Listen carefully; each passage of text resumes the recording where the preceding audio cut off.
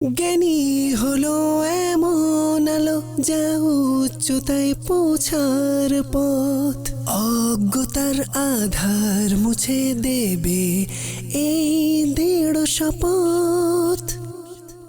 আলহামদুলিল্লাহি রাব্বিল আলামিন ওয়াসসালাতু ওয়াসসালামু আলা সাইয়্যিদিল মুরসালিন আম্মা বা'দ ফাআউযু বিল্লাহি মিনাশ শাইতানির রাজিম বিসমিল্লাহির রহমানির রহিম।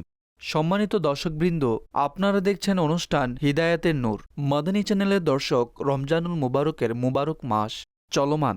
এই মাসে আমরা দেখি যে এই মাসটি অন্যান্য মাসের চেয়ে খুবই মর্যাদাপূর্ণ। এই মাসের মর্যাদা অন্যান্য মাসের চেয়ে উচ্চ মর্যাদা সম্পন্ন।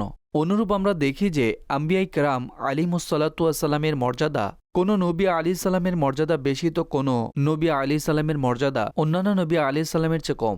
অনুরূপভাবে এই মর্যাদার পার্থক্যসমূহ আমরা অনেক জিনিসে দেখি, অবস্থানের মধ্যে, সময়, মাসের মধ্যে দেখে থাকি। অনুরূপ এই মর্যাদার পার্থক্য আমরা মানুষের মধ্যে দেখতে পাই। কোনো ব্যক্তির মর্যাদা কারো থেকে বেশি, যেমন কি মা বাবা, ভাই বোন, তো এই ব্যক্তির মর্যাদা অন্য থেকে কম। একইভাবে এই মর্যাদার পার্থক্য আমলের ক্ষেত্রে পাওয়া যায়। কোনো আমলের মর্যাদা অন্যান্য আমলের চেয়ে বেশি, আবার কোনো আমলের মর্যাদা অন্যান্য আমলের চেয়ে কম হয়ে থাকে। এবং এই মর্যাদার পার্থক্য আমরা স্থানের মধ্যেও দেখতে পাই যে কিছু স্থান দোয়ার কবুল হওয়ার ক্ষেত্রে বেশি বরকতময় এবং বেশি মর্যাদা সম্পন্ন, এবং অনুরূপভাবে কিছু স্থান বরকতশূন্য হয়ে থাকে, অর্থাৎ যাকে আমরা বলতে পারি সেখানে অবস্থান করতে নিষেধ করা হয়েছে। এবং এই মর্যাদার পার্থক্য আমরা অনেক জায়গায় অনেক জিনিসের মধ্যে দেখতে পাই। এবং এই মর্যাদার পার্থক্য কি, কেন, কিভাবে, আমাদের সাথে এই সমস্ত প্রশ্নের তৃপ্তিদায়ক উত্তর দেওয়ার জন্য উপস্থিত রয়েছেন মুফতি আলী আসগর সাহেব। মুফতি সাহেবকে স্বাগতম জানাই। মুফতি সাহেব, কেমন আছেন আপনি? আলহামদুলিল্লাহ রাব্বিল আলামিন। আপনি বলুন। আমি আপনাকে ওই স্ক্রিনে ওয়েলকাম জানাচ্ছি। জাযাকাল্লাহু খাইর। মুফতি সাহেব, যেমন কি রমজান মাস চলমান, এই মাসে আমরা দেখি যে এই মাস অন্যান্য মাসের চাইতে বেশি মর্যাদা সম্পন্ন হিসেবে গণ্য করা হয়। তো এই মাসটি বেশি ফজিলতপূর্ণ কেন, এই সম্বন্ধে কিছু বিস্তারিত বর্ণনা করুন। আলহামদুলিল্লাহ রাব্বিল আলামিন ওয়াসসালাতু ওয়াসসালামু আলা সাইয়্যিদিল আম্বিয়া ওয়াল মুরসালিন আম্মা বা'দু ফাআউযু বিল্লাহি মিনাশ শাইতানির রাজিম বিসমিল্লাহির রহমানির রহিম। দেখুন, ফজিলত প্রদানকারী তো আল্লাহ রাব্বুল ইজ্জত, অর্থাৎ আল্লাহ নিশ্চয়। তাআলা নিজেই সম্মানের মালিক এবং তিনিই সম্মান প্রদানকারী। নিশ্চয়ই। কোন মাসে? আপনি শুরুতেই ইন্ট্রোতে উল্লেখ করলেন যে এই ফজিলত, এই মর্যাদার পার্থক্য আমরা স্থানে দেখতে পাই, আমরা আমলের মধ্যে দেখতে পাই, আমরা মাসের মধ্যে দেখতে পাই, আমরা দিনের মধ্যে দেখতে পাই। সপ্তাহে 7 দিন হয়, 7 দিন তো একই রকম নয়। অর্থাৎ জুমার দিনকে সর্বশ্রেষ্ঠ দিন বলা হয়েছে, জি, অবশ্যই। কেননা জুমার যে মর্যাদা রয়েছে আল্লাহ পাকের কাছে এটি অনেক বেশি। জুমার মধ্যে এমন একটি সময় রয়েছে যার মধ্যে দোয়া কবুল করা হয়। এখন ওলামা এর তাফসির করেছেন যে ভাই সেই সময় কবে আসে। অনেকে বলেছেন 2টি খুতবার মাঝে যে সময় রয়েছে, তখন মুখে তো দোয়া করা যাবে না, অন্তরে দোয়া করা যেতে পারে, যে সেই সময় এমন রয়েছে যাতে দোয়া কবুল করা হয়। কিন্তু অধিকাংশ ওলামায়ে কেরাম বলেন যে আসর ও মাগরিবের মধ্যে যে সময় রয়েছে, এখন আসর এবং মাগরিবের মাঝে তো অনেক সময় রয়েছে, অবশ্যই। এর মধ্যেও এই আকর্ষণীয় দিক ওলামা বয়ান করেছেন যে শেষ সময় যেটি রয়েছে, বান্দা জানামাজে বসে যাক, আসরের নামাজ পড়ার পর সে জিকির করতে থাকুক, তাসবিহ পাঠ করতে থাকুক এবং দোয়া করতে থাকুক, যেন সেই যে ফজিলত সম্পূর্ণ সময়টি রয়েছে সেটি যেন পেয়ে যায়। এখন আপনি এখানে আকর্ষণীয় একটি জিনিস দেখুন। অবশ্যই। আল্লাহ রাব্বুল ইজ্জত এই দিনটিকে সম্মানিত করেছেন, তিনি এই দিনটিকে সম্মান দান করেছেন। কিন্তু সেই সময় কখন যাতে দোয়া কবুল করা হয়, সঠিক। সেই সময়টিকে গোপন রাখা হয়েছে। সুবহানাল্লাহ। তো ওলামাগণ নিজস্ব পদ্ধতিতে, মনে করেন নিজের কাশফের মাধ্যমে, নিজের অভিজ্ঞতার মাধ্যমে বিভিন্ন আলামত বয়ান করেছেন। যেমন রমজানের শেষ 10 দিন, এখন লাইলাতুল কদর কোন রাতে রয়েছে? বেজর রাতে রয়েছে, আমরা জানি। 21-এ রয়েছে, 23-এ রয়েছে, 25-এ রয়েছে, 27-এ রয়েছে, নাকি 29-এ রয়েছে? এটি গোপন রয়েছে। গোপন রয়েছে। এখন সেটির আলামত উল্লেখ করা হয়েছে যে একটি বৃহৎ অংশ রয়েছে যারা বলে যে এটি 27-এ রয়েছে। তো এখন এটিও আল্লাহ তাআলার হিকমত যে তিনি জানি না কেন এ জিনিসকে গোপন রেখেছেন। এখন কথা হচ্ছে, এই যে মর্যাদার পার্থক্য পাওয়া যায় এটি আল্লাহ করেছেন, আল্লাহ সম্মান দান করেছেন। আল্লাহ মর্যাদা দান করেছেন। আল্লাহ রাব্বুল ইজ্জত এগুলোতে এমন বিশেষত্ব সৃষ্টি করেছেন যা অন্যান্য জিনিসের মধ্যে নেই। রমজান মাসকে দেখে নিন, রমজানুল মুবারকের মাস, শাহরু রমাদান আল্লাযী উনজিলা ফীহিল কুরআন। এই ফজিলত, এই সম্মান, এই মর্যাদা কোনো মাসেরই অর্জন হয়নি। সুবহানাল্লাহ, নিঃসন্দেহে। কথা হচ্ছে যে আমরা কখনো কখনো একটি জিনিসকে বাহির থেকে দেখি, একটি দিক বিবেচনা করি। রমজান এসেছে, হইচই শুরু হয়ে গিয়েছে, রমজান এসেছে, তারাবির বরকত শুরু হয়ে গিয়েছে, রমজান এসেছে, ইফতার সেহরির ব্যবস্থা, সময়ের পরিবর্তন হওয়া। কিন্তু কেন? এই সমস্ত কিছু কি জন্য?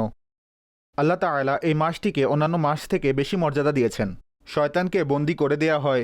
মন্দ যে রয়েছে, মন্দের দিকে আহ্বানকারী, মন্দকে বিস্তৃতকারীকে বন্দী করে দেয়া হয়। এছাড়া আরও অনেক কারণ হয়ে থাকে, যেমন বান্দার চাহিদা বেড়ে যায়, বান্দা আরও উন্নতি করে, নেকের দিকে অগ্রসর হয়। কিন্তু কথা হচ্ছে যে আল্লাহ তাআলা এই মাসের মধ্যে সেই বিশেষত্বসমূহ প্রদান করেছেন যা অন্য কোনো মাসকে সেই বিশেষত্ব প্রদান করেননি।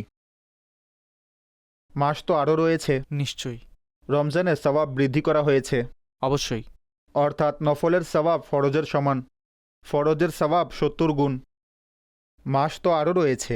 কোনো মাসেই সেই রাত পাওয়া যায় না যেটি হাজার মাসের চেয়েও উত্তম। আল্লাহু আকবার। এটি শুধু রমজানে পাওয়া যায়। লাইলাতুল কদরি খায়রুম মিন আলফি শাহর, যে রমজানের রাত লাইলাতুল কদরের রাত, যা হাজার মাসের চেয়েও উত্তম। আল্লাহু আকবার। আল্লাহ রাব্বুল ইজ্জতের নিদর্শনাবলী প্রকাশিত হয়, আল্লাহ তাআলার বরকত অবতীর্ণ হয়। সেই রাতের মধ্যে দোয়াও কবুল হয়ে থাকে, সেই রাতের মধ্যে অসংখ্য লোকেরা ক্ষমা পেয়ে থাকে। তো কথা হচ্ছে যে আল্লাহ যাকে অগ্রগামী করে সে অগ্রগামী হয়, আর যাকে নিম্নমুখী করেন সে নিম্নমুখী হয়। নিঃসন্দেহে। তো এই সমস্ত কিছুর মধ্যে আমাদের বুদ্ধির কোনো ভূমিকা নেই। অবশ্যই। যে ভাই, মানে কোনো জিনিসের যদি দুনিয়াবি কোনো উপকার থাকে তাহলে কি সেই কারণে সেটি ফজিলত বা বিশেষ মর্যাদা পেয়ে যায়? বিষয়টা এমন নয়। শুধুমাত্র বর্ণনাকৃত কি রয়েছে? আমরা উদ্ধৃতির অনুগত। তো রমজানের মাস, অন্যান্য দিন, এই পার্থক্য, এটির ভিত্তি হল আল্লাহ রাব্বুল ইজ্জত তার পক্ষ হতে ফজিলত প্রদান করা হয়, মর্যাদা প্রদান করা। এখন আপনি দেখুন, মাস তো অনেকগুলো রয়েছে। কুরআনে পাকে বলা হয়েছে 12টি মাস রয়েছে। আচ্ছা, আবার এটিও বলা হয়েছে যে এই মাসসমূহে 4টি এমন যা পবিত্র মাস, সুবহানাল্লাহ। সেটি রজব, জিলকদ, জিলহজ এবং মুহররমুল হারাম। এখন এই সমস্ত পবিত্র মাস যে রয়েছে এগুলোর আলাদা মর্যাদা রয়েছে। এর মধ্যে সংঘর্ষ, জাহেলিয়াত যুগের লোকেরাও এগুলোর সম্মান করত। তো কথা হচ্ছে কোন জিনিসকে ফজিলত কেন দেয়া হচ্ছে এবং কেন দেয়া হচ্ছে না, এই সমস্ত কিছুর জন্য আমরা সবাই ওহির মুখাপেক্ষী। আমাদের সবার এটি জানা উচিত যে কোন জিনিসের মধ্যে কী প্রভাব গোপন রয়েছে, কোন বরকত গোপন রয়েছে, এবং এই সমস্ত কথা হয়তো কোরআনে পাক আমাদেরকে বলেছে, অন্যথায় নবী পাক সাল্লাল্লাহু আলাইহি ওয়াসাল্লাম আমাদেরকে বলেছেন। নিঃসন্দেহে দর্শকবৃন্দ জ্ঞান দিক নির্দেশনা প্রদান করে, যেমনকি মুফতি সাহেব ইরশাদ করেছেন। কিন্তু এই মর্যাদাসমূহের পার্থক্যের বুদ্ধির কোনো ভূমিকা নেই। আমাদের এই মর্যাদার পার্থক্য বুদ্ধির চেয়ে উচ্চ জিনিস। শরীয়ত আমাদেরকে এই মর্যাদার পার্থক্য বয়ান করে। আমাদের এই বিষয়ে নিজের বুদ্ধি নয়, বরং ওহীকে, শরীয়তকে দেখা উচিত। মুফতি সাহেব যেমনকি আপনি ইরশাদ করেছেন যে এই বিষয়ে মর্যাদার পার্থক্যর বিষয়সমূহেতে বুদ্ধির কোনো ভূমিকা নেই। বুদ্ধির চেয়ে উচ্চ জিনিস শরীয়ত এবং ওহীর এই সম্বন্ধে পয়েন্ট অফ ভিউ দেখা হবে যে এই বিষয়ে শরীয়ত এবং ওহী কি বলে, আমাদেরকে এই বিষয়টি দেখতে হবে। তাহলে কি এই বিষয়ে সাধারণ লোকেরাও ভুল করে? দেখুন, প্রথমত কারণ বুঝতে হবে, তাই না? যে উদাহরণস্বরূপ সাহাবায়ে কেরাম আলাইহিমুর রিদওয়ান, একটি হাদিসের প্রকার হচ্ছে যা সাহাবী দ্বারা নকল করা হয়, শুধু সাহাবী পর্যন্ত সনদ পৌঁছায়। সাহাবীগণ এটা বলে না যে আমি রাসূল আকরাম সাল্লাল্লাহু আলাইহি ওয়াসাল্লামকে এটা বলতে শুনেছি বা এটা করতে দেখেছি। তারা জেনারেলি একটি কথা ইরশাদ করেন। সঠিক। এখানে ওলামাগণ একটি নীতি বর্ণনা করেন যে সাহাবী রাদিয়াল্লাহু তাআলা আনহুদের বলা এই কথা, এটি এমন কথা যার সম্পর্ক অবশ্যই ওহীর সাথে রয়েছে, সুবহানাল্লাহ, যে তারা হয়তো নবী আকরাম আলাইহিস সালাতু ওয়াস সালাম থেকে শুনেছেন। উদাহরণস্বরূপ কোনো সাহাবী কোনো আমলের ফজিলত বয়ান করছে যে এই আমল করলে এত নেকি পাওয়া যাবে, এমন কোনো জিনিস বয়ান করলো যার মধ্যে বুদ্ধির কোনো ভূমিকা নেই, অর্থাৎ যা বুদ্ধির সীমার বাইরে। অনুমানমূলক যেন না হয়, ঠিক অনুরূপ সূত্রের অধীনে যেন না থাকে। ঠিক উদাহরণস্বরূপ হজরত আবদুল্লাহ বিন উমর রাদিয়াল্লাহু তাআলা আনহু, তার কাছে দাড়ির পরিমাণ সম্বন্ধে প্রশ্ন করা হলো, তো তিনি এক মুষ্টি করে বললেন যে দাড়ি এইটুকু। সঠিক এখন এটি হচ্ছে পরিমাণ। পরিমাণ অনুমান করে বলা যায় না, অর্থাৎ সাহাবী রাসূলদেরও ক্ষমতা দেয়া হয়নি যে তারা এ ধরনের বিষয়ে অনুমান করে কোনো জিনিস বয়ান করুক। নিঃসন্দেহে তাদের উৎস হচ্ছে ওহী, নবী আকরাম আলাইহিস সালাতু ওয়াস সালামের বাণী। তো অনেক সময় এমন হয়ে থাকে যে লোকেরা মনে করে যে জিনিসের ইচ্ছে এত নেকি বয়ান করে দাও, যে অমুক জিনিসের এত নেকি রয়েছে, অমুক জিনিসের এত সওয়াব রয়েছে, অমুক জিনিসের এই ফজিলত রয়েছে, অমুক জিনিসের এই মর্যাদা রয়েছে। তো যখন এই বিষয়টি আসবে তখন নিঃসন্দেহে আমাদের কাছে সনদ থাকা আবশ্যক, সঠিক আমাদের কাছে দলিল থাকা আবশ্যক রয়েছে। নবী আকরাম আলাইহিস সালাতু ওয়াস সালাম বা সাহাবী রাসূল দ্বারা বর্ণিত থাকা আবশ্যক, যেহেতু এর মধ্যে কোনো ব্যক্তি নিজের মতামত দিতে পারবে না। সঠিক মতামতের যে বিষয়টি রয়েছে সেটির এখানে কোনো ভূমিকা নেই। আচ্ছা, আমি আপনাকে একটি ঘটনা শোনাচ্ছি। মাশাআল্লাহ। ইমামে জাফর রাদিয়াল্লাহু তাআলা আনহু এর সাক্ষাৎ হলো ইমামে আজম আবু হানিফার সাথে। ইমাম বাকের জিজ্ঞেস করলেন যে আমি শুনেছি যে আপনি মতামত এবং কিয়াসকে প্রাধান্য দেন। তো ইমামে আজম এখন একজন ছাত্র হিসেবে এবং একজন ছোট হিসেবে নিজের অন্তরের কথা খুবই আকর্ষণীয়ভাবে প্রকাশ করলেন। ইমামে আজম ইরশাদ করলেন যে হুজুর, আমাকে বলুন যে পুরুষ দুর্বল নাকি মহিলা দুর্বল? তো ইরশাদ করলেন মহিলা। তিনি বললেন, আমি যদি কিয়াস দ্বারা নির্ণয় করতাম, ওহির পরিবর্তে কুরআন ও সুন্নাতের পরিবর্তে নিজের মতামতকে প্রাধান্য দিতাম, ফলে আমি মহিলার অংশ অধিকারের ক্ষেত্রে বেশি নির্ধারণ করতাম, কেননা তারা দুর্বল, সঠিক তার বেশি প্রয়োজন। সঠিক কিন্তু যেহেতু কুরআনে পাকে মহিলার অংশ পুরুষের তুলনায় কম উল্লেখ করা হয়েছে, উদাহরণস্বরূপ ছেলে এবং মেয়ে রয়েছে, ঠিক আছে, সঠিক তো ছেলে 2 ভাগ পাবে, মেয়ে 1টি ভাগ পাবে। এ বিষয়টি ভাই বোনের মধ্যে হবে। ইমামে আজম ইরশাদ করলেন যে আপনি এটা ইরশাদ করুন যে নামাজ উত্তম নাকি রোজা উত্তম? ইমাম বাকের বললেন যে নামাজ উত্তম। ইমামে আজম ইরশাদ করলেন, এই উত্তর দেওয়ার পূর্বে মহিলা যে রয়েছে বিশেষ কিছু দিনসমূহে যে নামাজ তারা আদায় করে না, সেই নামাজসমূহের কাজা নেই। ঠিক অবশ্যই কিন্তু যদি রোজা ছেড়ে দেয়, এই দিনসমূহে তো রোজাও ছাড়তে হবে, কিন্তু সেই রোজাসমূহের কাজা আদায় করতে হবে। ফজিলত রোজার তুলনায় নামাজের বেশি। ইমামে আজম ইরশাদ করলেন, যদি আমি কিয়াস দ্বারা নির্ণয় করতাম, যদি আমি মতামত দ্বারা নির্ণয় করতাম, তো আমি যেটি বেশি ফজিলত সম্পন্ন জিনিস রয়েছে সেটিরও কাজার হুকুম দিতাম। বাহ। যদিও আমল কার উপর? রোজা কম ফজিলত সম্পন্ন জিনিস, আমি এটির কাজার হুকুম দেই, কেননা কুরআন ও সুন্নাত দিয়েছে। সঠিক এবং নামাজের কাজা করার হুকুম এই মহিলার জন্য দেয় না। আচ্ছা, এর সম্পর্ক আসলে অসুবিধার সাথে। রোজা সেটি বছরে একবার আসে এবং এই একবারের মধ্যেও বেশি থেকে বেশি 10টি রোজা ছাড়বে, ব্যাস। কিন্তু নামাজের যে সম্পর্ক রয়েছে তা 12 মাসের সাথে। প্রতিটি মাস যখন ঘুরে আসবে তো নামাজও শুরু হয়ে যাবে। তো শরীয়ত মহিলার দুর্বলতার দিকে লক্ষ্য করে, অসুবিধার দিকে লক্ষ্য করে, কারণ নামাজ বেশি রয়েছে, এই দিকটির দিকে লক্ষ্য করে মহিলাদেরকে সুবিধা দিয়েছে। তো যদি মতামতের উপর আমল করতে যান তাহলে অক্ষমতা বিদ্যমান। অতঃপর ইমামে আজম আবু হানিফা ইরশাদ করলেন, আপনি বলুন যে প্রস্রাবের মধ্যে বেশি নাপাক ও অপবিত্রতা রয়েছে নাকি শুক্রাণুর মধ্যে? সঠিক তো তিনি বললেন যে প্রস্রাবে। দেখেন না যে প্রস্রাবের মধ্যে দুর্গন্ধও থাকে, ঘৃণাও থাকে, রোগ, জানি না কি কি জিনিস রয়েছে। ইমামে আজম ইরশাদ করলেন, যদি আমি মতামত এবং কিয়াস দ্বারা নির্ণয় করতাম, তখন আমি বলতাম যে প্রস্রাবের পর গোসল করা হবে এবং শুক্রাণু বের হওয়ার পর অজু করা হবে। সঠিক কেননা এটি তেমন অপছন্দনীয় নয়, বেশি জঘন্য নয়। প্রস্রাব এর তুলনায় বেশি অপবিত্র ও জঘন্য জিনিস, কিন্তু আমি মতামতের উপর আমল করিনি। এখন আপনি লক্ষ্য করুন, এগুলো হচ্ছে সেই পদ্ধতি যে কিছু জিনিস এমন হয় যার মধ্যে মতামতের কোনো ভূমিকা নেই। আমরা এটা দেখব যে কুরআন কি বলেছে, অতঃপর সেই কুরআনে পাকের মূল তত্ত্বকে দেখব। কেন বলেছে? কি এমন কারণ রয়েছে যার কারণে কোরআন প্রাধান্য দিয়েছে? কথায় কথায় মানুষ আল্লাহ তাআলা এটা ইরশাদ করেছেন, হুজুর এটা বলেছেন, সে বাণী কোথাও পাওয়া যায় না। অবশ্যই এমনটাই।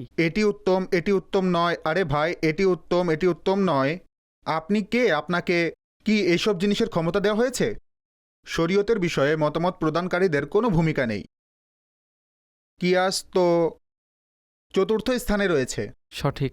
সর্বপ্রথম কোরআনের উপর আমল হবে, হাদিসের উপর আমল হবে, উম্মতের ইজমার উপর আমল হবে। কোনো কথা যা কোরআনেও নেই, হাদিসেও নেই, ইজমায়ে উম্মতেও পাওয়া যায় না, তখন কিয়াসের বিষয়টি আসে। এটিও মর্যাদার পার্থক্য। সঠিক।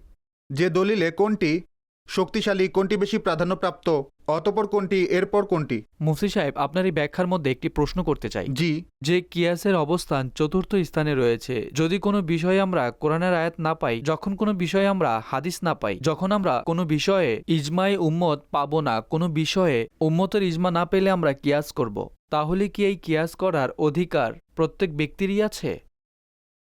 দেখুন, নবী আকরাম আলাইহিস সালাতু ওয়াস সালাম হযরত মুআজ বিন জবল রাদিয়াল্লাহু তাআলা আনহুকে পাঠালেন। বললেন, কিভাবে রায় দিবে? তো তিনি বললেন, কোরআন থেকে দেখব। যদি না পাওয়া যায়, বললেন যে হাদিস দেখব। তখনও না পাওয়া গেলে বলল তারপর মতামত দ্বারা নির্ণয় করব। ঠিক আছে। নবী আকরাম আলাইহিস সালাতু ওয়াস সালাম এই জিনিসকে পছন্দ করলেন। সঠিক। তো কথা হচ্ছে যে মতামত দ্বারা নির্ণয় করা প্রত্যেক ব্যক্তির এই অধিকার কিভাবে থাকতে পারে শরীয়তের বিষয়ে? সঠিক। আমরা ইমামে আজমের আলোচনার দৃষ্টিকোণ দেখেছি না, যে এক জিনিসে অনেকগুলো দৃষ্টিকোণ আসছে। তো সাধারণ ব্যক্তি যখন মতামতের উপর আমল করবে তো এভাবেই করবে। আপনি মতামতের কথা বলছেন। ওলামাগণ লিখেন যে যারা মুহাদ্দিসিন রয়েছে, প্রত্যেক মুহাদ্দিসের স্তর এমন নয় যে তারা ইজতিহাদের মর্যাদায় অধিষ্ঠিত। ইমাম বুখারী রাদিয়াল্লাহু তাআলা আনহুকে ওলামাগণ, অসংখ্য ওলামা ইজতিহাদের স্তরে গণ্য করেছেন যে তিনি ইজতিহাদের স্তরের উপর ভিত্তি করেন। একটি স্তর হয়ে থাকে, এটিও ওলামাদের একটি স্তর, অর্থাৎ ফুকাহাদের একটি স্তর। সঠিক। ঠিক আছে। ফাওকা কুল্লি যি ইলমিন আলিম, প্রত্যেক জ্ঞানী ব্যক্তির উপর একজন অধিক জ্ঞানী ব্যক্তি আছে। অবশ্যই। একটি সাধারণ আলিম, একজন মুজতাহিদ ফিল মাসাইল রয়েছে, একজন মুজতাহিদ ফিল মাজহাব, একজন মুজতাহিদে মুতলাক। বিভিন্ন স্তর রয়েছে। যার কোরআন বোঝার ক্ষমতা বেশি থাকবে, যার হাদিস বোঝার ক্ষমতা বেশি থাকবে, তারই মর্যাদা বৃদ্ধি পেতে থাকবে। সঠিক। এর সাথে না বংশ জড়িত আছে, না কোনো বয়স জড়িত, আর না এমন কোনো অ্যাক্টিভিটি অন্তর্ভুক্ত যার আসল জিনিসের সাথে কোনো সম্পর্কই নেই। তো কথা হচ্ছে যে আল্লাহ তাআলা যাকে চান ফজিলত দান করবেন, সঠিক। সম্মান দান করবেন। এটি আল্লাহর তৌফিক ব্যতীত সম্ভবই নয়। অবশ্যই। অর্থাৎ ইলম হচ্ছে ইলম। ইলম একটি আমানত। আল্লাহ রাব্বুল ইজ্জত এই আমানত পছন্দনীয় লোকদেরকেই দান করেন। অবশ্যই। ইমাম শাফেঈ রাদিয়াল্লাহু তাআলা আনহু নিজের উস্তাদ ইমাম বাকির কাছে আরজ করলেন যে ভুলে যাই। তো বলেন, শাকাউতু ইলা ওয়াকিঈন সুয়া হিফজি, আমি আমার উস্তাদ বাকির খিদমতে আরজ করলাম যে ভুলে যাই। ফাআউসানি ইলা তারকিল মাআসি, তিনি ওসিয়ত করলেন যে গুনাহ ছেড়ে দাও। ফা ইন্নাল ইলমা নূরুম মিন নূরিল্লাহি, ইলম আল্লাহর নূর। ওয়া নূরুল্লাহি লা ইউতা লিল আসি, আল্লাহর নূর গুনাহগারকে দেয়া হয় না। সঠিক। সারা দিন গীবত করবেন, সারা দিন শরীয়ত লঙ্ঘন, অনর্থক কাজ করবেন, নামাজ আদায় করবেন না, নাজাসাতের আহকাম জানা নেই, পাক পবিত্র সম্বন্ধে জানা নেই, কালিমা সঠিকভাবে পড়তে পারে না, সঠিক। ফরজ ও ওয়াজিব সম্পর্কে জানা নেই, এবং জীবন বিষয়ক মতামত কিসের মধ্যে করবে? দিনের বিষয়াদিতে করবে। সঠিক। ঠিক আছে। অন্তত এতটুকু মর্যাদাও তো থাকা উচিত। এখন তো বোঝার মতো যোগ্য হয়নি। ঠিক আছে। অর্থাৎ একজন ব্যক্তি ফিজিক্সের বই পাঠ করেনি এবং বিজ্ঞানী হওয়ার দাবি করে। আল্লাহু আকবার। এটা তো সম্ভবই না। বিষয়টি অনেক বড়। আমাদের মূল বিষয় যেটি, সেটি অন্যদিকে চলে যাবে। সামনে অগ্রসর হই। মুফতি সাহেব, যেমন কি আপনি রমজান মুবারকের এই মাসের ফজিলত এবং এই মাসটির মর্যাদার সম্বন্ধে আলোচনা করলেন, তো এমনও কি রয়েছে যে কোনো সময় বা কোনো যুগ বেশি ফজিলত এবং বেশি মর্যাদা সম্পন্ন? অবশ্যই এমন রয়েছে। নবী আকরাম আলাইহিস সালাতু ওয়াস সালাম ইরশাদ করেছেন, সবচেয়ে উত্তম যুগ হচ্ছে আমার এই যুগ, সুবহানাল্লাহ। এবং এরপর পরবর্তী লোকদের, অতপর পরবর্তী লোকদের, অর্থাৎ তারপর সাহাবীদের যুগ এবং তারপর তাবাঈদের যুগ।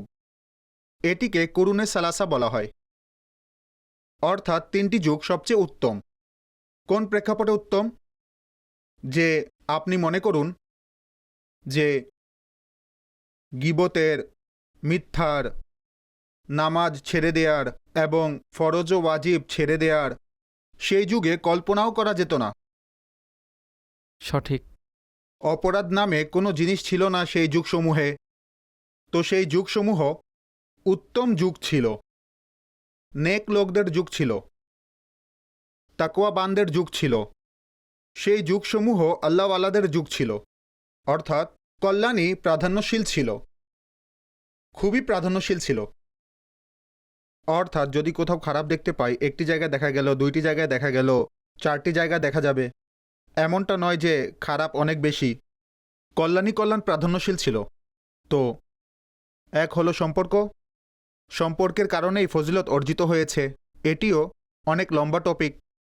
একটি তো সেই যুগের বিষয় হলো, অর্থাৎ সম্পর্কের কারণে এ ফজিলত অর্জিত হয়েছে, আর এই কারণেই তাদের ফজিলত অর্জিত হয়েছে। তিনি ইরশাদ করলেন, আমার যুগ সবচেয়ে উত্তম। অতঃপর যারা তার সাথে সম্পর্ক থাকবে, এরপর তার সাথে যারা সম্পর্ক থাকবে। মুফতি সাহেব, যুগের আলোচনা চলছিল এবং এটির পূর্বে আমরা রমজানুল মুবারকের আপনার কথা শ্রবণ করছিলাম। মুফতি সাহেব, এটা ইরশাদ করে দিন যে কিছু সময় এমনও দিন আসে যেদিন রোজা রাখা অন্যান্য দিনের তুলনায় বেশি ফজিলত সম্পন্ন। এই সম্বন্ধে কিছু বিস্তারিত ইরশাদ করুন। দেখুন, নবী মুকাররম সাল্লাল্লাহু আলাইহি ওয়াসাল্লামকে জিজ্ঞেস করা হয়েছে যে আপনি সোমবার এবং বৃহস্পতিবারের রোজা কেন রাখেন? তিনি ইরশাদ করলেন, এই দিনগুলোতে আমল আল্লাহর দরবারে উপস্থিত করা হয়। সুবহানাল্লাহ। তো আমার এটি পছন্দ, যখন আমার আমল পেশ করা হবে তখন যেন রোজা অবস্থায় থাকি।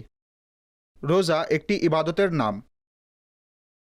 বান্দার ঘুমানো ইবাদত, ঠিক আছে? সঠিক। তো রোজা অবস্থায় যদি সে ঘুমিয়ে থাকে তারপরও রোজা চলমান, তাই না? জি, ইবাদত চলমান।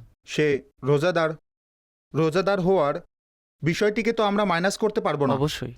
তো কথা হচ্ছে, রোজা এমন একটি ইবাদত যে আপনি নামাজে যখন অ্যাক্টিভ থাকবেন তখনই নামাজ বলা হবে, সালাম ফেরালেন, নামাজ শেষ। তো রোজার সময়কাল দীর্ঘ। রোজা অবস্থায় আপনি ঘুমাচ্ছেন, তখনও আপনার নেকির মিটার চলতে থাকবে। সুবহানাল্লাহ। তো রোজা রাখা আল্লাহর প্রিয়, আল্লাহর পছন্দনীয়। কষ্ট বেশি হয়, ক্ষুধার্ত তৃষ্ণার্ত থাকতে হয়। তো এই 2 দিনকেই কেন ফজিলত অর্জিত হয়েছে আমাদের তো জানা ছিল না। নবী মুকাররম সাল্লাল্লাহু আলাইহি ওয়াসাল্লাম আমাদেরকে বলেছেন যে এই 2 দিনই আমলসমূহ আল্লাহর দরবারে পেশ করা হয়। যখন গোপন প্রকাশ হয়েই গিয়েছে তখন উত্তম আদর্শ আমাদের সামনেই রয়েছে। সঠিক। যে নবী মুকাররম আলাইহি সাল্লাতু ওয়াসসালাম কি করেছেন? সঠিক। দেখবেন অমুক স্থানে ভান্ডার আছে, অমুক স্থানে বিরিয়ানি বন্টন করছে। ভান্ডার তো অনেক বড় বিষয়, সঠিক। ঠিক আছে? আমরা বিরিয়ানি নিয়ে নেই, সঠিক। তখন দেখা যাবে দুনিয়া ছুটে যাবে। অবশ্যই। ঠিক আছে? তো যখন গোপন বিষয় চলে এসেছে যে এই দিনগুলোর মধ্যে এমন বিশেষত্ব রয়েছে যে আমলনামা আল্লাহর দরবারে পেশ করা হয়, তো যখন রহস্যগুলো স্পষ্ট হয়ে যায়, পর্দা সরে যায়, তখন বান্দার করণীয় কি? সে বেশির চেয়ে বেশি আল্লাহর নৈকট্য চাইবে। এ কারণেই হুজুর আকরাম আলাইহিস সালাতু ওয়াসসালাম এই দিনগুলোতে রোজা রাখতেন। আচ্ছা, শুধুমাত্র এই দিনগুলোতে নয়, বরং তিনি সাল্লাল্লাহু আলাইহি ওয়াসাল্লামের হাদিসে মুবারকা এটা বলে যে 13, 14 এবং 15 যে তারিখ রয়েছে চাঁদের, এগুলোকে আইয়ামে বীজ বলা হয়। সঠিক। এই তারিখগুলোতেও রোজা রাখার ফজিলত রয়েছে। নবী মুকাররম সাল্লাল্লাহু আলাইহি ওয়াসাল্লাম ইরশাদ করেছেন, অর্থাৎ সাহাবায়ে কিরাম বলেন, কানা রাসূলুল্লাহি সাল্লাল্লাহু আলাইহি ওয়াসাল্লাম ইয়া'মুরুনা আন নাসুমাল বীদ, যে আমরা আইয়ামে বীজের রোজা রাখি। 13, 14, 15 যে চাঁদের তারিখ রয়েছে সেগুলোতে রোজা রাখা, এই তারিখগুলোকে আইয়ামে বীজ বলা হয়। কেন? বলেন, হুন্না কাহাই আতিদ দাহরি, এই দিনগুলোতে রোজা রাখা সারা বছর রোজা রাখার সমান। সুবহানাল্লাহ। কারণ কি, হিকমত কি? ওলামাগণ বয়ান করেছেন, একটি নেকি 10টি নেকির সমান। কোরআনের উসুল 12 মাস, প্রতি মাসে এই 3 দিন, আর একটি রোজা 10টি রোজার সমান। এক নেকি 10 নেকির সমান, একটি রোজা 10টি রোজার সমান। তো আইয়ামে বীজে রোজাদার ব্যক্তি ঠিক যেন সারা মাস রোজা রাখলো, সঠিক। আর 12 মাস আইয়ামে বীজে রোজাদার ব্যক্তি ঠিক যেন সারা বছর রোজা রাখলো। সুবহানাল্লাহ।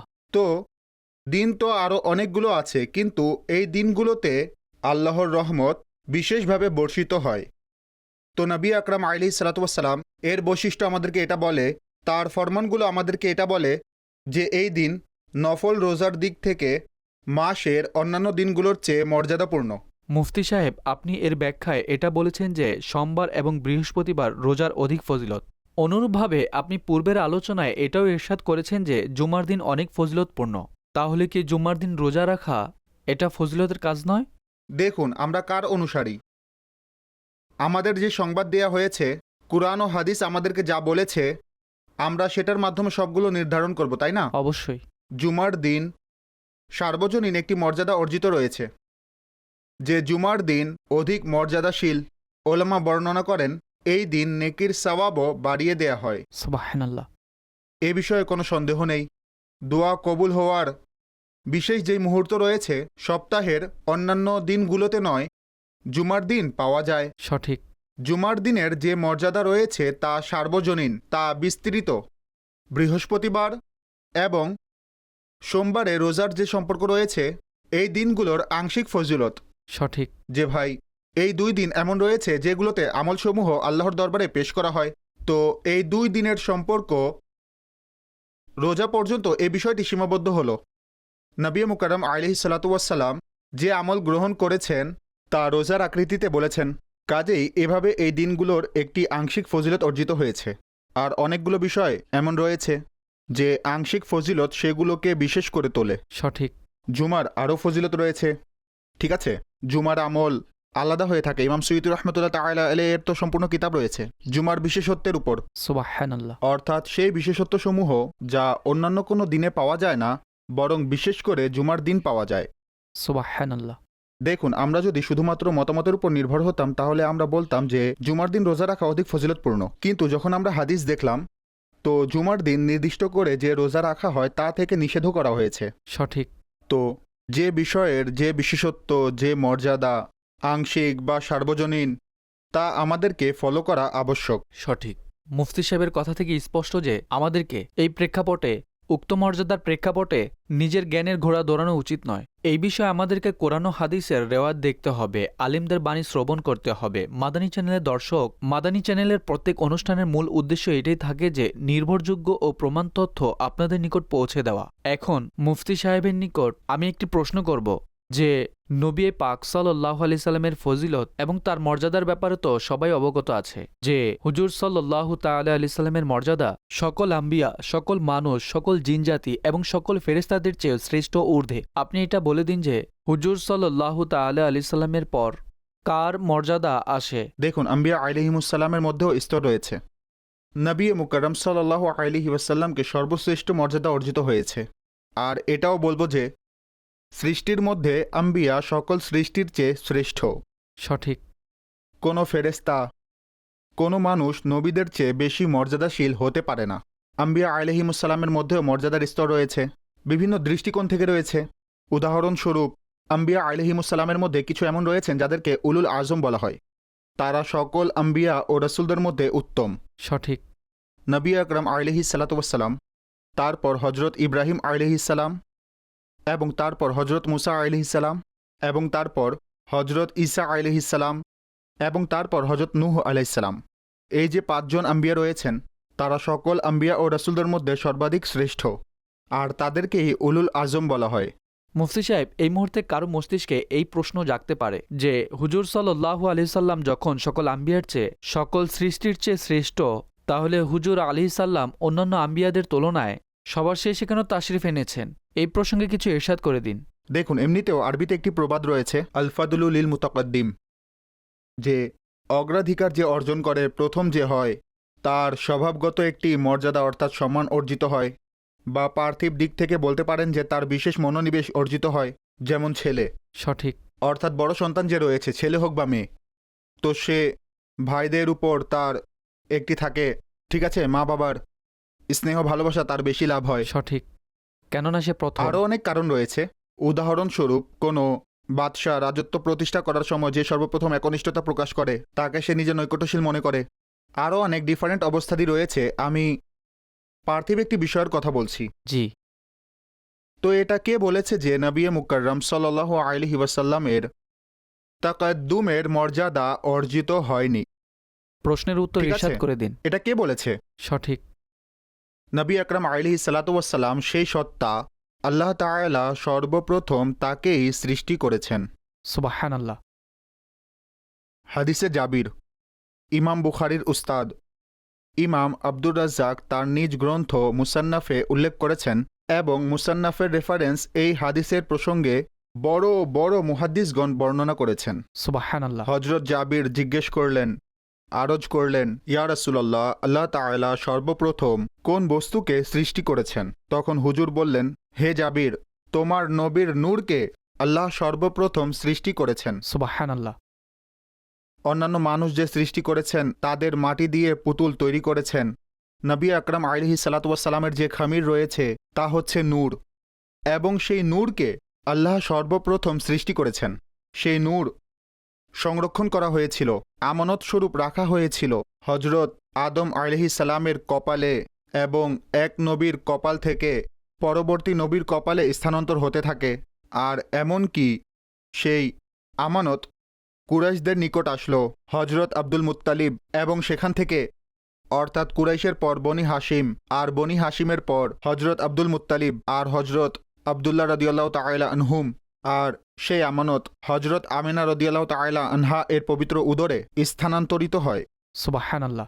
তো হুজুর আলাইহিস সালাতু ওয়াসসালাম এর সৃষ্টি প্রথম, কিন্তু তার যে প্রেরণ রয়েছে, তার শুভাগমন যে রয়েছে, সকল নবীর পর হয়েছে। অনেক সময় শেষে আসাও মর্যাদার কারণ হয়ে থাকে। সুবহানাল্লাহ। এই কায়নাত, এই বিশ্ব, এই সব কিছুকে সংবাদ দেয়া হয়েছে। সঠিক। হজরত ঈসা আলাইহিস সালাম সংবাদ দেন যে আমার পর আল্লাহর এক নবী আগমন করবেন, ইসমুহু আহমদ, তার নাম হবে আহমদ। হজরত আদম আলাইহিস সালাম থেকে নিয়ে হজরত ঈসা আলাইহিস সালাম পর্যন্ত ওয়াদা নেওয়া হয়েছে আম্বিয়া আলাইহিমুসসালাম থেকে যে যদি আমি তোমাদের সময়কালে হুজুরকে প্রেরণ করি, তোমরা ঈমান নিয়ে আসবে, তার সম্মান ও মর্যাদা রক্ষা করবে। সঠিক। তো নবীজির অনুশীলন হচ্ছিল যে তিনি আসবেন, তিনি আগমন করবেন, সুবহানাল্লাহ। তিনি শুভাগমন করবেন। আল্লাহু আকবার। ঠিক আছে, কোনো উপমা ও তুলনাহীন। আম্বিয়াদের শ্রেষ্ঠত্ব অনেক। আমরা অনেক সময় দেখি যে কেউ আগে থেকেই এসে বলে যে ভিআইপি কেউ আসবে, এমন হয় না?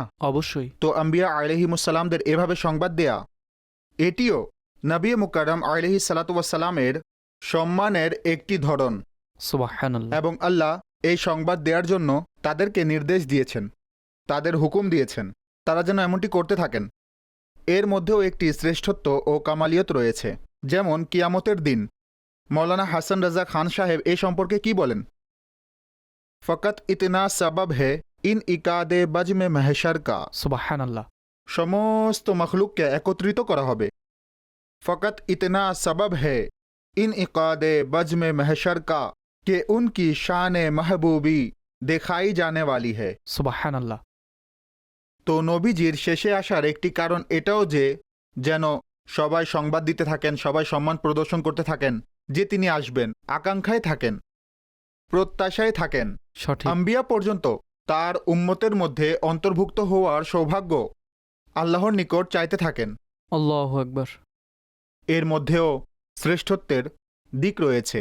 আলা হজরত বলেন, সব তুমহারি হি খবর থে, সব আম্বিয়া তুমহারি হি খবর থে, তুম মুআখ্খার মুবতাদা হো।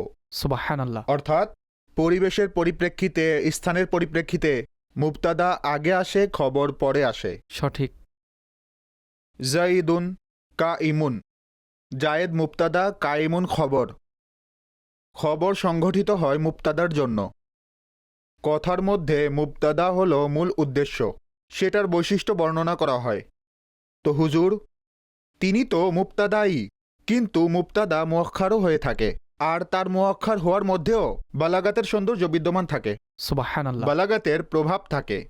বলা হয় এখানে তো বালাগাতের অমুক গুণ পাওয়া গিয়েছে মুআক্খার হওয়ার কারণে। সঠিক। আরও এক স্থানে বলেছেন যে সবসে আউ্বাল, সবসে আখির, ইবতিদা হো ইন্তিহা হো, সুবহানাল্লাহ। সৃষ্টির দিক থেকে সবার প্রথম এবং শুভাগমনের দিক থেকে সবার শেষ।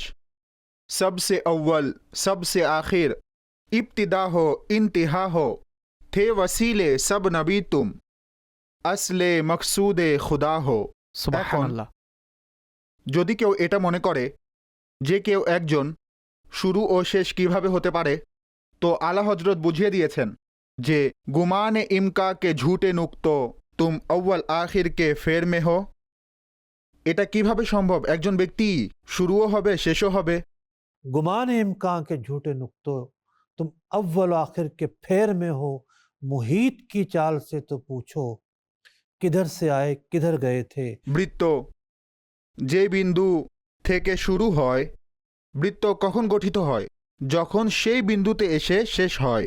সঠিক। সেই বিন্দুই শুরু এবং সেই বিন্দুই শেষ। তো সুবহানাল্লাহ। তার শুভাগমন পরে হওয়া তার শ্রেষ্ঠত্বকে ক্ষুণ্ণ করে না, তার মর্যাদাকে ক্ষুণ্ণ করে না, বরং স্বয়ং এই দিকটি একটি শ্রেষ্ঠত্ব বহন করে, একটি মর্যাদা ও ফজিলত বহন করে। সুবহানাল্লাহ। দর্শকবৃন্দ, আপনারা শ্রবণ করলেন, আপনারা আল্লাহ হজরতের কয়েকটি পংক্তিও শ্রবণ করলেন যে নবী পাক সাল্লাল্লাহু আলাইহি সাল্লামের শুরু ও শেষ কোন হিসেবে শুরু হয়েছে এবং কোন হিসেবে শেষ হয়েছে, আর উভয়টি মর্যাদাপূর্ণ ছিল। পরবর্তী প্রশ্নের দিকে যাব। মুফতি সাহেব, আম্বিয়া কেরামের আলোচনা হয়েছে, আম্বিয়াদের পরে সাহাবীদের আলোচনা আসে। সেই সাহাবীদের মধ্যেও অনেক বড় বড় মর্যাদাপূর্ণ সাহাবাই কেরামও বিদ্যমান। সাহাবাদের পর অনেক আউলিয়া কেরাম এমন রয়েছেন যারা বড় বড় মর্যাদায় অধিষ্ঠিত রয়েছেন।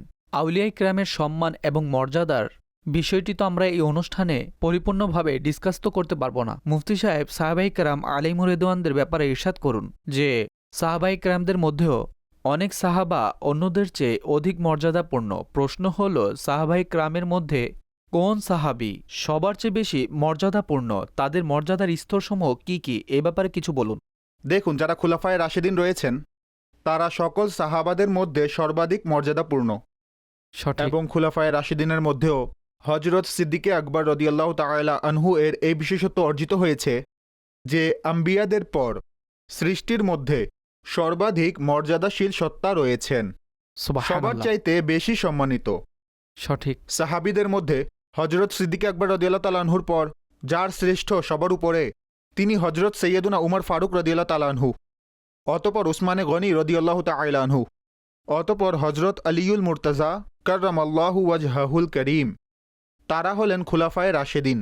সঠিক। এখন খুলাফায়ে রাশেদিনের পর আলেমগণ লিখেন যে আশরায়ে মুবাশশারা, অর্থাৎ সেই 10 সাহাবী যাদেরকে জান্নাতের সুসংবাদ দেওয়া হয়েছে, হাসনাইন কারিমাইন, আসহাবে বদর এবং আসহাবে বায়াতে রিদওয়ান, তারা নিশ্চিত জান্নাতি। তারা সুবহানাল্লাহ। অন্যান্য সাহাবীদের মধ্যে সবার চেয়ে অধিক শ্রেষ্ঠ রয়েছেন, মর্যাদাপূর্ণ রয়েছেন, মহিমান্বিত রয়েছেন। আর এটাই আহলে সুন্নাতের মাযহাব এবং অনুরূপই আমাদের বিশ্বাস থাকা উচিত। আর তদ্রূপই আমাদেরকে স্তরবিন্যাস করা উচিত হজরত সাহাবাই কিরাম আলাইহিমুর রিদওয়ানদের সম্মান এবং মর্যাদার। আপনি আউলিয়া কিরাম আলাইহিমুর রিদওয়ানদের ব্যাপারে যে বিষয়টি বলেছেন, বাস্তবেই পুরো একটি জগৎ। অর্থাৎ সাহাবাই কেরাম আলাইহিমুর রিদওয়ানদের ব্যাপারেও আমরা কি কথা বলেছি? আমরা তো মাত্রই আলোচনা শুরু করলাম। অবশ্যই এমন। মোট কথা হলো, অনুষ্ঠান শেষ পর্যায়ে চলে এসেছে যে মর্যাদার স্তর বজায় রাখা। মর্যাদার পার্থক্য আমাদেরকে চারিদিকে দৃষ্টিগোচর হয়। হ্যাঁ, পিতামাতাকে দেখুন, বাবাও দয়া করেছেন, মাও দয়া করেছেন, সঠিক। ঠিক আছে? সন্তানের প্রতি উভয়ের করুণা রয়েছে। কিন্তু কুরআন বিশেষ দৃষ্টিকোণ থেকে মায়ের কৃপাকে বিশেষ করে আলোকপাত করেছে অবশ্যই। যে যিনি মা আছেন, অর্থাৎ পিতামাতার সাথে সদ্ব্যবহার করো। মা যিনি আছেন তিনি তোমার ভার বহন করেছেন, দুধ পান করিয়েছেন, তাই মায়ের বাবার তুলনায় অধিক শ্রেষ্ঠত্ব অর্জিত হয়েছে। আমরা আরও অনেকগুলো দিক পেয়ে যাব। অনেক সময় পদমর্যাদার কারণে শ্রেষ্ঠত্ব চলে আসে। উদাহরণস্বরূপ একজন ব্যক্তি হাকিম রয়েছে, এখন আনুগত্যের প্রসঙ্গ আসলে তাকে সম্মান করতে হবে, তার শ্রেষ্ঠত্ব এবং আংশিক মর্যাদা অর্জিত হয়েছে। যদি সে ফাসিকও হয় কিন্তু সে এমন কোনো আদেশ দিয়েছে যা শরীয়তে সাংঘর্ষিক নয়, তাহলে এখন আংশিকভাবে তার আদেশের আলাদা একটি মাহাত্ম্য রয়েছে। সঠিক। কেউ অফিসার আছে, ঠিক আছে, চুক্তিভিত্তিক বিষয়াদিতে ম্যানেজমেন্টের দিক থেকে তার একটি অগ্রাধিকার আছে, ম্যানেজমেন্ট সঠিক। অগ্রাধিকার অর্জিত হয়েছে। তার সত্তার প্রসঙ্গে আমরা কথা বলছি না, হতে পারে সে ফাসিক, কিন্তু আনুগত্যের একটি ক্ষেত্র রয়েছে। আতিউল্লাহ ওয়া আতিউর রাসূল ওয়া উলিল আমরি মিনকুম। উলিল আমরি মিনকুমে ওলামা অন্তর্ভুক্ত, কেননা আলেমগণ কল্যাণের কথা বলেন, কুরআন উপস্থাপন করেন, কুরআনের তাফসির বর্ণনা করেন, হাদিসের ব্যাখ্যা বর্ণনা করেন, অতঃপর প্রতিফলিত সমস্যাগুলো বলেন। আর একটি তাফসির এটাও রয়েছে যে এর মধ্যে যারা শাসক রয়েছে তারাও অন্তর্ভুক্ত, সঠিক। যখন তারা এমন বিষয়ের আদেশ দেন যা আল্লাহ ও তার রাসূলের সাথে সাংঘর্ষিক নয়। তো স্তরবিন্যাস সম্পূর্ণ একটি জগৎ। আমাদের পাথরের মধ্যেও স্তরবিন্যাস দৃষ্টিগোচর হয়। আল্লাহু আকবার। হাজরে আসওয়াদ কি পাথর নয়? অবশ্যই পাথর। অন্যান্য পাথর এবং হাজরে আসওয়াদের মর্যাদা কি এক? জি না। জায়গা তো অনেকই আছে, অবশ্যই। কিন্তু হারামাইন তাইয়্যিবাইনের যে জায়গা রয়েছে, আল্লাহু আকবার, মক্কায় মুকাররমার, মদিনা মুনওয়ারার রয়েছে। মক্কায় মুকাররমা হারামের একটি নেকি 1,00,000 নেকির সমান। সুবহানাল্লাহ। হেরেমে মদিনার একটি নেকি এক, অর্থাৎ মসজিদে নববীতে করা নেকি একটি নেকি 50,000 নেকির সমান। সুবহানাল্লাহ। 50,000 নামাজের সমান এক নামাজ, এক নামাজ 1,00,000 নামাজের সমান। তো সব মসজিদ একরকম নয়। অবশ্যই। 3টি মসজিদ সর্বাধিক বরকতময় মসজিদ: মসজিদুল হারাম, মসজিদে নববী, বাইতুল মুকাদ্দাস, মসজিদে আকসা, ঠিক আছে? সব স্থানও একরকম নয়। সেই স্থান যেগুলোর ব্যাপারে বিশেষ ফজিলত এসেছে, যেখানে দোয়া কবুল হয়, সেটা মাকামে ইব্রাহিম হোক, খানায় কাবার ভিতরের অংশ হোক, খানায় কাবার পার্শ্ববর্তী অংশ হোক, সেটা সাফা হোক, মারওয়া হোক, মিনা হোক, আরাফাত হোক, স্থান তো অনেকগুলোই রয়েছে। কিন্তু মোট কথা সেটাই চলে আসে যে যার শ্রেষ্ঠত্বের সংবাদ দিয়ে দেয়া হয়েছে, যা নির্দিষ্ট করা হয়েছে তা নির্ধারিত হয়ে গিয়েছে। সুবহানাল্লাহ। যার ব্যাপারে বলে দেয়া হয়েছে যে তার এই বিশেষত্ব রয়েছে, আমরা তার সেই বিশেষত্বকে মান্যও করব, প্রসন্নও থাকব এবং সেই সৌভাগ্য পাওয়ার চেষ্টাও করতে থাকব। এটাই আমাদের কাজ, এটাই বন্দেগী। সুবহানাল্লাহ। মুফতি সাহেব অত্যন্ত জ্ঞানগর্ভ আলোচনা করেছেন যে আমাদেরকে যে বিষয়ের শ্রেষ্ঠত্বের সংবাদ দিয়ে দেওয়া হয়েছে আমরা সেটাই মান্য করব, নিজের জ্ঞানের ঘোড়া দৌড়াবো না। আর এই আলোচনা আমাদের পুরো জীবনের জন্য একটি শিক্ষা যে আমাদেরকে শরীয়তের বিষয়াদিতে নিজের ধারণাকে অগ্রাধিকার দেওয়া যাবে না। আমাদেরকে শুধুমাত্র সে বিষয়েরই শ্রেষ্ঠত্ব এবং সেটার মর্যাদাকে সেভাবেই মানতে হবে যেভাবে সেটার সংবাদ দেওয়া হয়েছে, যেভাবে তা কোরআন ও হাদিসে বর্ণনা করা হয়েছে। আল্লাহ পাক আমাদেরকে আমল করার তৌফিক দান করুন, বেয়াদবি থেকে সুরক্ষিত রাখুন। মাদানী চ্যানেল দেখতে থাকুন। সল্লু আলাল হাবিব সাল্লাল্লাহু তাআলা আলা মুহাম্মদ সাল্লাল্লাহু তাআলা আলাইহি ওয়াসাল্লাম। জ্ঞানী হলো এমন আলো যা উচ্চতায় পৌঁছার পথ, অজ্ঞতার আধার মুছে দেবে এই দৃঢ় শপথ।